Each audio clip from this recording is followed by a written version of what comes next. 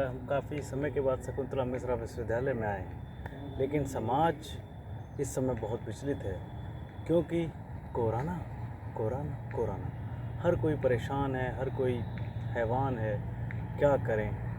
प्रकृति ने खुद अपने आप को जनसंख्या नियंत्रण करने के लिए इस तरह की अद्भुत बीमारी ले आई ताकि कोई दूसरे समझ भी ना पाए कि किस में है और किस में नहीं है। अगर पहचान होती तो हम सब उनसे दूर रहते, लेकिन होने वाले में और ना होने वाले में कोई पहचान नहीं है, इसलिए कोरोना से सभी लोग डरते हैं। तो मैं आप सभी से कुछ इच्छा और आकांक्षा कर रहा हूँ ताकि आप स्वस्थ रहें और मस्त रहें। इसके लिए आप अपने शरीर को सुरक्षित रखें। उसके लिए हम आयुर्वेद के अनुसार योग, आसन और प्राणायाम के अनुसार हम अपनी दिनचर्या को बदलें। रहना, सहना, सोना उसको चेंज करें। यदि आप रात भर सोएंगे और सुबह को जागेंगे तभी आपका शरीर स्वस्थ रहेगा। यानी समय से सोना और समय से उठना भी बहुत अद्भुत प्रतिक्रिया है। इसीलिए मैं आप सबको बताना चाहता हूँ कि क्या करना चाहिए और क्या नहीं करना चाहिए। आहार, विहार और विचार हमेशा अच्छे ही होने चाहिए। यदि अच्छे होंगे तो फिर आपको कोई दिक्कत नहीं होगी। जैसा होगा मन वैसा होगा तन। इसलिए सबको अद्भुत होना चाहिए। हम विश्व प्रसिद्ध थे, देश हमारा सोने की चिड़िया कहलाता है, लेकिन कुछ समय पश्चात इस देश को कितने लोगों ने खंडित कर दिया, विखंडित कर दिया कि हम सब हैरान होते हैं। अब आप खुद देखिए कि हम सब पहले मुग़लों के ग़ुलाम थे, उसके बाद हम अंग्रेज़ों के ग़ुलाम रहे। क्यों रहे? ग़ुलामी की प्रथा क्या थी?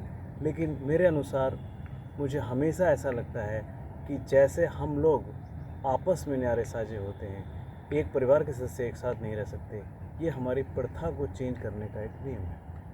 क्योंकि अजीत डोभाल जी की मैंने एक लैंग्वेज सुनी और एक सेंटेंस से मैं समझा कि हम क्यों गुलाम हुए। उनकी एक वीडियो सुनते हुए जब मैंने सुना कि भारतीय केवल भारतीयों से ही हार सकते हैं, तो मुझे अति उत्तम लगा कि हाँ, भारतीय तो केवल भारतीयों से हार ही सकते हैं। क्योंकि परिवारों में आप देख लीजिए, 4 बेटे हैं, 5 बेटे हैं, 1 बेटा है, 2 बेटे हैं, जैसे ही वो जवान होते हैं न्यारे साझे रहना शुरू कर देते हैं। इसलिए आप सब से मैं इच्छा और आकांक्षा करता हूँ, प्रार्थना करता हूँ कि परिवारों को संयुक्त रहना चाहिए, गांव को संयुक्त रहना चाहिए, कस्बे को संयुक्त रहना चाहिए, ज़िले को संयुक्त रहना चाहिए। तभी तो हिंदुस्तान संयुक्त बनेगा, सर्वश्रेष्ठ राष्ट्र बनेगा, और तभी तो हम सब लोग राष्ट्रभक्त बनेंगे। इसलिए मैं सिर्फ़ और सिर्फ इसलिए समझा रहा हूँ कि मैं खुद जब देखता हूँ तो मुझे हैरानी होती है। जब परिवार के खुद कुछ सदस्य नहीं मिलकर रह सकते तो हमारा देश कैसे मिलकर रहेगा? हम कैसे धर्मों के माध्यम से अलग अलग हो सकते हैं? अरे सृष्टिकर्ता एक ही है, एक ही ईश्वर है, लेकिन अब कोई समझ ही नहीं पाता। अब आप सुनिए, जब कोरोना हुआ है तब सबको असर हुआ कि सबका मालिक कोरोना। क्यों?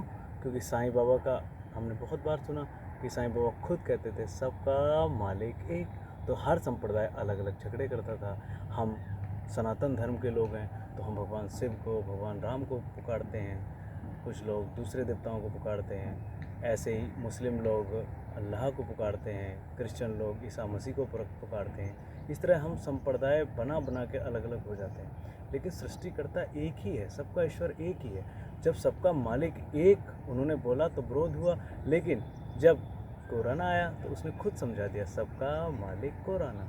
आप इस अद्भुत बीमारी को देखिए कि चाहे आप अमीर हों, चाहे गरीब हों, चाहे हिंदू हों, चाहे मुस्लिम हों, लेकिन अगर उसको आना है तो आ जाएगा, नहीं आना है तो नहीं आएगा।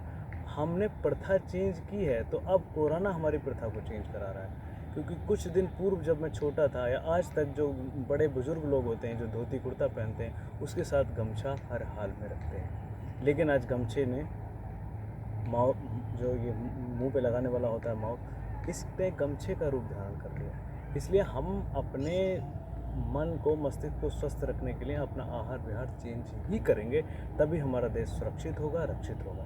इसलिए आप सबसे प्रार्थना है कि समय से सोएं, समय से उठें, खान पान का ध्यान रखें, अपना मन मस्तिष्क उत्तम रखें, तभी आप सब लोग सुरक्षित हो पाएंगे और बच पाएंगे, ताकि आप इस विपत्ति को बाहर निकाल दें और सभी लोग आराम से स्वस्थ रहें, मस्त रहें और हंसते रहें। इसलिए आप सभी लोगों से मैं पुनः प्रार्थना करता हूँ कि आप अति उत्तम होने की प्रेरणा लें और सबकी सहायता करने की प्रेरणा। सबको सुनने के लिए बहुत बहुत हार्दिक धन्यवाद। जय श्री राम।